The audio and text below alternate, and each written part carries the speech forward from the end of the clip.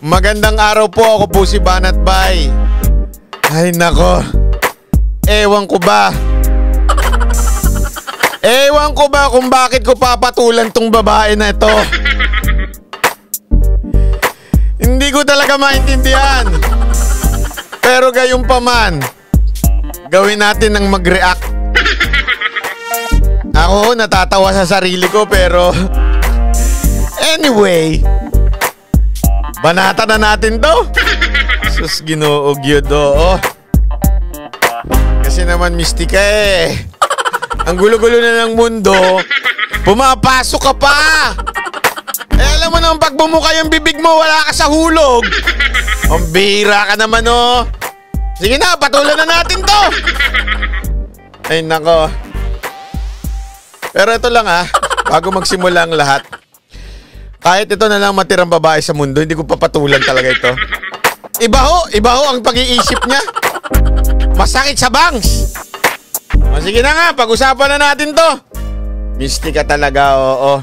Talagang naka-ano ka pa, naka-TikTok pa yung video mo para talagang iba itsura. Ang tindi ng mga filters mo dyan O sige na, pasok ka na. Oh my God, kung saan na pala nakarating yung balita tungkol doon sa pulis sa Tarlac. Tarlac para may pagka-sosyalan, you know. Hindi bagay hindi bagay. Parang awa mo na, hindi bagay. Na may pinatay na maglola. So, tinatanong lahat, ano daw ang pakiramdam ko? Ano daw masasabi ko? Sino nagtatanong? Wala akong mainteresado sa opinion mo, te. Parang awa, ano to? Nag-iimbento ka na may nagtatanong sa'yo? At gustong malaman yung opinion mo as if it matters. Te, wala. Nag-iimbento ka, imaginary mo yun. Imaginary fans mo na may nagtatanong daw sa akin kung anong reaction ko. Te, walang may interes. Parang awa mo na. Okay? Lahat ng buong Pilipino nagkakasundo na dapat na itong pulis na ito dapat talagang magdusa. Sabi nga ng iba, gusto nila magdusa ng kamatayan kahit ako. Dapat to magkaroon na ng death penalty.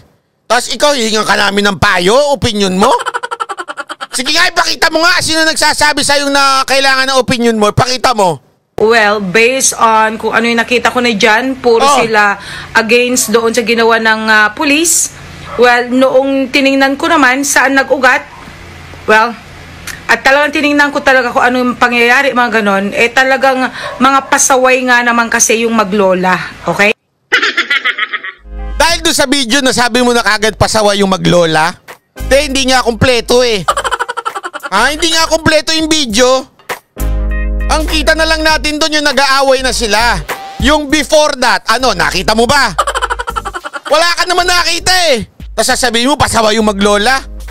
Ang bira ka Lalong-lalo na nung lumapit yung anak at sinabi na, my father is a policeman. So, tingnan mo yung paliwanag na to. Tingnan niyo yung paliwanag. Wala talaga sa hulog.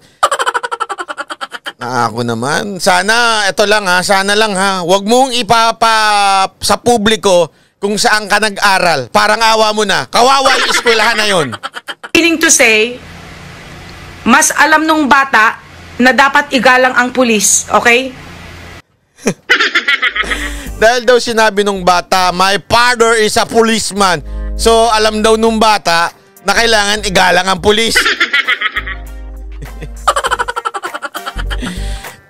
Eto ako ayoko kung banatan yung bata kasi minor pa yan. Pero yung pagsabi niyang my father is a policeman, hindi dahil para galangin nyo, pulis ito. Unang-una, there is no crime being committed. Okay? Pangalawa, yung kanyang trabaho o kanyang profesyon, wala doon sa issue, doon sa kanilang pinagtatalunan. Okay? Ang pinagtatalunan nila noon pa daw ay di umano doon kung sa lupa-lupa at lokohan na nangyari at kung ano-ano pa. Sa madaling salita, wala akong issue ng kriminal na nangyayari at pinigilan ng pulis at inaaresto yung bata. Hindi ho ganun ang issue dyan. Okay? Nagsalita yung bata na my father is a policeman dahil pinagyayabang nung bata na yung tatay niya pulis. Ganun lang kasimple yun. Ang simple lang niyang logic na yan. Hindi mo na kailangan na lagyan pa na sabihin mo na kailangan ginagalang ang tatay ko dahil siya ay pulis. Walang ganun. Hindi nga ho siya naka-uniforme.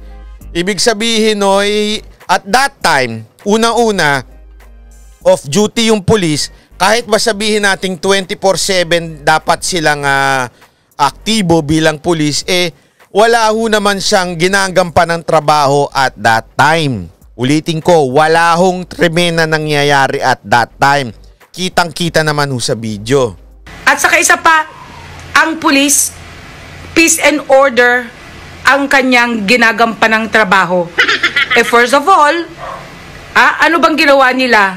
Okay? Yung pagpaputok na ano sa ibang mga tao, of course, kahit ako, kung sakali may nagpaputok at ako ay naabala, hindi man ako pulis, but I have to go to the policeman. At kung hindi naman... Sandali, ang gulo mo Ang gulo-gulo mo! Sige, ang rason mo. Balik natin sa logic mo. Ang dahilan mo, okay, dahil nagpaputok ng boga, yung bata, yung lalaki. Okay? Tapos, sabi mo, ang trabaho ng pulis is peace and order. Okay? Pero, sabi mo din na kung ikaw yun, pumunta ka doon sa pulis. Okay? Ganito nga ho Tanungin kita. At that time, kung ikaw nakakita nun, ang una mo dapat pinupuntahan barangay. Pangalawa, yung police station na pinakamalapit o nakakasakop doon sa lugar na yon. Okay? Pangatlo, kung sinasabi mong peace and order, sandali, meron buhubang gulo dyan na nangyayari at that time. May guluhubang nangyayari para hulihin ng pulis at posasan at the same time barilin? Wala. Walang gulong nangyayari doon. Ang nangyayari, basag trip lang. Okay? Pwede namang sabihan ng pulis Sabihan ng pulis na, oy, bawal yung ginagawa mo, itigil mo yan. Kung ayaw mong itigil yan, aarestuhin kita. Ang dapat dala ng pulis posas. Hindi ho yung baril, pwede niyan dala, nakatago lang. Pero posas, so bakit niya binaril? Yun ang tanong doon Lumalaban ba yung tao? Hindi naman lumalaban, kitang-kita sa video. Okay? At saka sandali. Kung sinasabi mo, ang logic mo yung pagputok-putok ng boga dyan. Ang nagputok po ng boga yung lalaki. Sino ang unang binaril? Yung lola. O yung nanay nung lalaki. Ano ho ibig sabihin nun? Sablay na ho kagad yung argumento ninyong peace and order na dapat pinatutupad nung pulis. Kasi wala namang ginagawang kaguluhan yung nanay Bakit niya binaril? Kung hindi naman na-aksyonan yung aking complaint at dahil wala palang pakialam itong mga ikino-complain sa pulis, walang paggalang, of course, that would be a big question on my part. Diba? So, katulad nito, ano ba talaga? Yung anak ang nag-react na mismo. Nakikita ko nagbibideo siya. Hanggang sa nakita na niya na talagang wala na talagang paggalang sa pulis tong maglola. Hanggang sa hindi na nakapagtimpi yung bata, lumapit, my father is a policeman. Let it go. So, natural, bilang isang magulang. Ano? Pinalaki mo yung bata na yan. Tapos? With respect, iginagalang ka bilang policeman. Tapos? Anong gagawin ko? Hayaan ko na lang ba na babastusin yung bata? Trabaho ko? Babastusin yung ginagampanan kong katungkulan bilang pulis? Sira pala talaga ulo nito ni Mystic Ate, sa tingin ko lang naman may tama ka talaga. May tama yung yung opinion mo Hindi ikaw, okay? Hindi. Matino ang kaisipan mo. Sa tingin ko lang may tama ho yung sinasabi ninyo. Alam nyo kung bakit? Unang-una, so gina-justify mo yung ginawang hakbang ng pulis dahil hindi siya ginagalang? Okay ka lang? Okay ka lang? Hindi ko krimen yun. Wala akong krimen na hindi galangin ng pulis, okay? ito sinasabi ko, dapat galangin natin ang pulis. Pero kung may isang tao na disagree siya sa pulis, hindi niya ginagalang, as long as hindi naman niya sinasaktan yung pulis at hindi naman niya nilalibel yung pulis, sandali, pwede naman mag-disagree ka dun sa pulis eh. Pwede ka namang hindi mo respetuhin yung pulis eh. Hindi ibig sabihin nun, pwede mo na kagad barilin. Dahil lang hindi ginalang yung pulis, pwede mo nang gamitan ng baril. Alam mo ba ibig sabihin ng maximum tolerance ng mga kapulisan? Yun nga lang ng nasa rally. Halimbawa na lang sa rally di ba? Maximum tolerance nga Pinapalo na yung mga pulis, binabato na yung mga pulis, hindi niya inaalaw na magdala ng baril yung pulis habang nasa rally. Maximum tolerance ang tawag doon. Kahit, kahit sinasaktan na ng mga rallyista yung mga pulis. Okay? They're not allowed to bring firearms. How much more? Kahit bastusin ka, okay? Hindi ka nga dapat mamaril. Maximum tolerance dapat ang ina-apply ng mga kapulisan. Ulitin ko ulitin ko lang sa iyo para malinaw. Dapat nire-respeto ang pulis. Ngunit, hindi ibig sabihin noon, makinig ka, pag hindi na sila nirespeto, meron na silang karapatan, okay? Gumamit ng kanilang armas at pumatay ng tao. Napakalinaw niyan.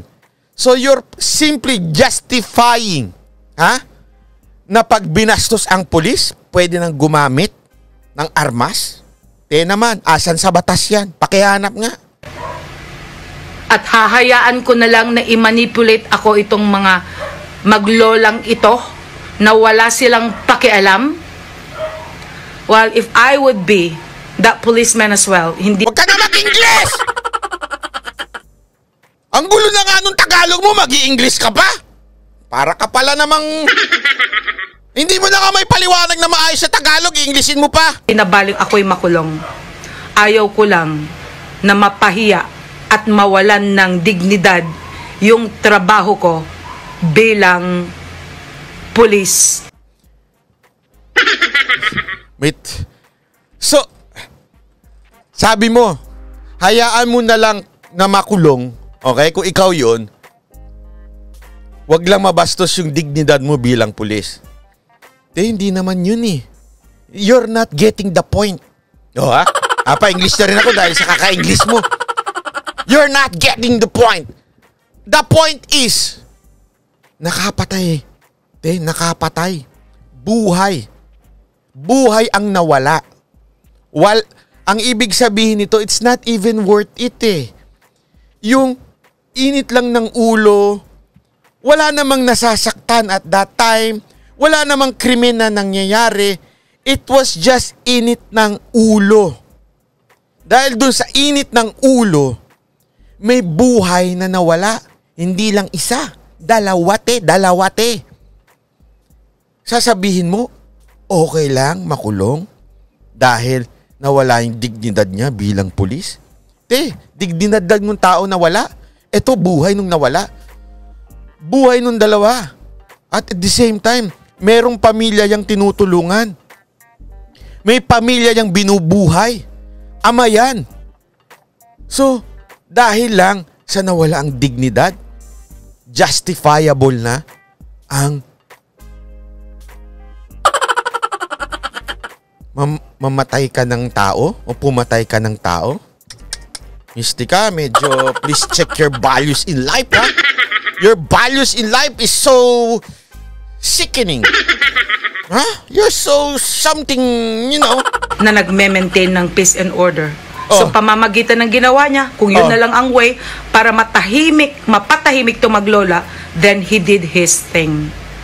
That's what I think. Diba? Ka ng English, ano ang dapat niyang gawin? Hayaan. Naputol lang ko yung video niyan. Yan lang ko nakita ko. Alam niyo ito si Mystica feeling ko kasi ito, wala na kasing career tong artista. Artista ba ito? O split dancer? Di ko nakalimutan ko na, nag-artista ba ito? Oh. Anyway, kung nag-artista man siya, di ko kasi pinapanood yan eh.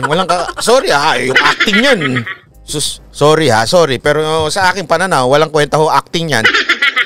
Pero yung pag-iyak-iyak niya lagi dito sa mga video niya, ito, naintindihan ko eh. Okay? Naiintindihan kita. Na minsan kailangan mo lang umepal at kailangan mo lang, alam mo yun, maggawa-gawa ng mga ganyang video-video para maging relevant ka at malay mo, may kumuha pa sa yung TV. Siyempre, parelevant ka, okay? Parelevant ka kasi artista ka, alam mo naman, kailangan mo ng project. Pero naman, minsan, minsan hindi mo na ginagamit eh. Alam mo yun? Baka mabulok na ho yan dyan. Gamitin mo naman minsan yung utak mo, minsan lang, ha? Kahit minsan. Baka mabulok yan dyan. Sayang naman. Kung meron, ha? Kung meron. Di ko sure kung meron. So, please lang. Alam kong kailangan mo na umepal at maging magparelevant, magkomento. Gusto mo yan, nagtitrending. Sigurado kung tuwan-tuwa ka, nagtrending yung pangalan mo na naman sa Twitter. Pero, yung pagtitrending mo yung pangalan mo, hindi mo ba naiisip kung anong ibig sabihin nun? Ha? Walang sumasang-ayon sa'yo. Ganun lang kasimple. Pinagtatawanan ka. Ganun lang kasimple. Naiinis sila sa opinion mo. At higit sa lahat, you're creating something na very damaging, especially kung meron man. Kung sakali lang naman, ha? Pero sa feeling ko wala naman naniniwala sa'yo. Kung sakali lang naman na may maniniwala pa sa'yo, very damaging yung mga opinion mo. Kasi isipin mo opinion mo, pag nawala na ang dignidad ng isang pulis, okay na ang makulong? Okay na yung justifiable na yung ginawa ng pulis? Hindi ho ganyan. Isipin mo na lang, kung ilan ang pulis na binabastos ng mga ilang, lalo na yung mga aktivista, mga rallyista, binabastos sila. O isipin mo na lang kung yan ang paniniwalaan ng tao, na pag nawala ang dignidad, dapat na humakbang ng hindi maganda. Buhay pa rin ng tao yung kinitil nung pulis na yun, hindi ho maganda yun. Ito, seryoso ito Alam kong gusto mong umepal, gusto mong magpaka-relevant at gusto mong, alam mo, magka-project dahil laos ka na. Wag naman sa ganyang paraan. Hindi ho maganda. Seryoso ako Ako, manager din ho ako Alam ko, buhay ng mga artista, issue. Buhay ng artista, controversial. Pero ilalagay mo naman sa tamang hulog, Sa tamang hulog lang. Yung hindi ka naman, okay lang magkaroon ka ng issue sa sarili mo, di ba? Dahil artista ka, alam mo yung imbe-imbento ka. Alam naman natin, mga artista, imbe-imbento ng mga relationship, jowa, ganyan-ganyan.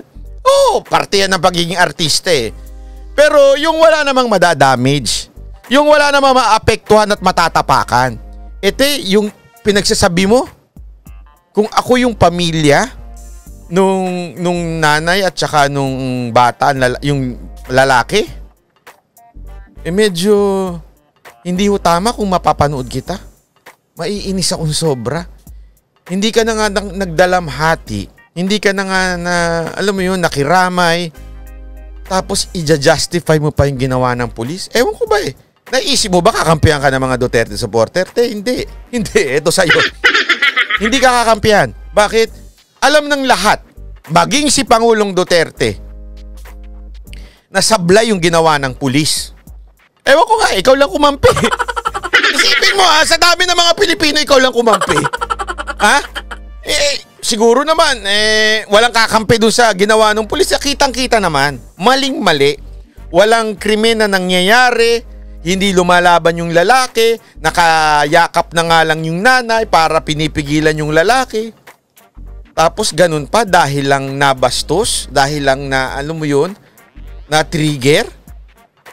Naman, isip-isip ka naman ng ibang gimmick mo. Please lang, isip ka naman ng ibang gimmick mo.